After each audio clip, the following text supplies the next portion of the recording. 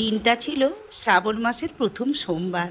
তো সকালবেলা বেরিয়ে পড়েছিলাম বাবা বসন্ত রায়ের মন্দিরে জল ঢালার উদ্দেশ্যে রসকুণ্ডুতে। শুভ সকাল বন্ধুরা, আমি তোমাদের সবার প্রিয় হাসি খুশি মিঠুদি। আজ আমি তোমাদেরকে বাবা বসন্ত রায়ের মন্দিরে জল ঢালার ভিডিওটা শেয়ার করে নেব।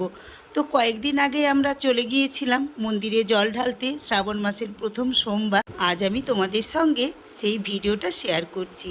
তো মন্দিরটা তোমাদের আগেই দেখালাম, আর এই যে দেখো বাবা বসন্ত রায়ের পুকুর। তো এই পুকুরে সবাই চান করে বাবার মন্দিরে জল ঢালে।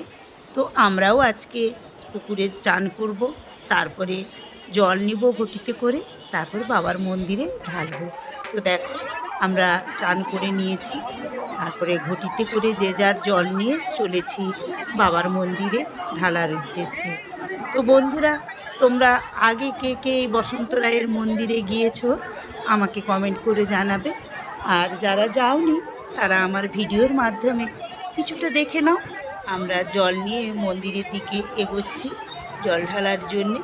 আর কিছু ভক্তকে দেখো দণ্ডি কেটে কেটে বাবার মন্দিরে চারিদিকটা 3বার প্রদক্ষিণ করছে। তারপরে ওরা চান করে আবারও ঘটিতে জল নিয়ে বাবা মন্দিরে ঢালবে। তো আমরা এমনিই চান করে জল ঢেলেছিলাম।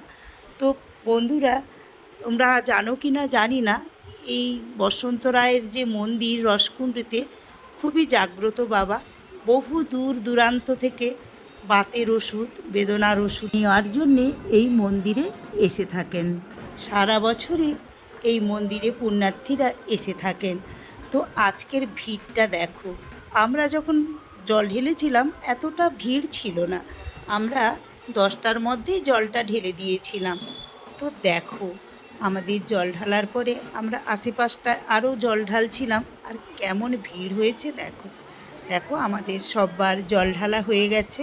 তো একটু ফটো তুলে নিয়েছিলাম তোমাদের সঙ্গে শেয়ার করে নেব বলে।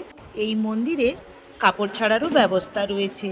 আমরা ভিজে জামা কাপড় ছেড়ে নিয়েছি, শুকনো জামা কাপড় পরে আরও চারিদিকটা ঘুরে ফিরে দেখছি। মেলা বসে গেছে চারিদিকটা, পুরো শ্রাবণ মাসটাতেই মেলা হবে। প্রত্যেক দিনই পুণ্যার্থীরা আসবে। তো সোমবার বলে আজকে প্রচুরই ভিড় হয়েছে জল ঢালার জন্যে।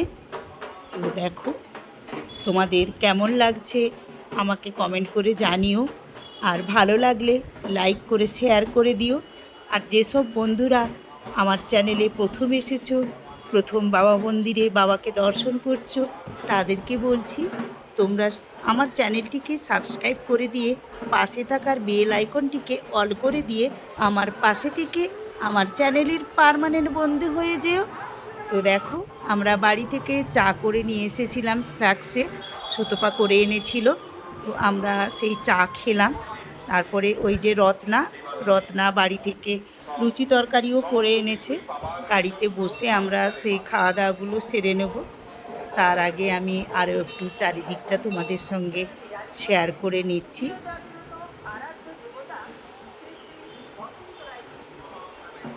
দেখো এখন অনেকটাই বেজে গেছে, প্রায় 12টা বাজতে যায়।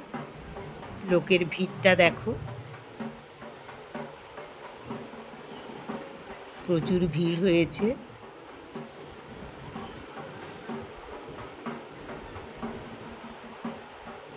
আমার এই ভিডিওটা তোমরা কোথা থেকে দেখছো আমাকে কমেন্ট করে জানিও। তো বন্ধুরা দেখো, এই যে বাবা মন্দিরের সামনে একটা বড় আটচালার মতো রয়েছে।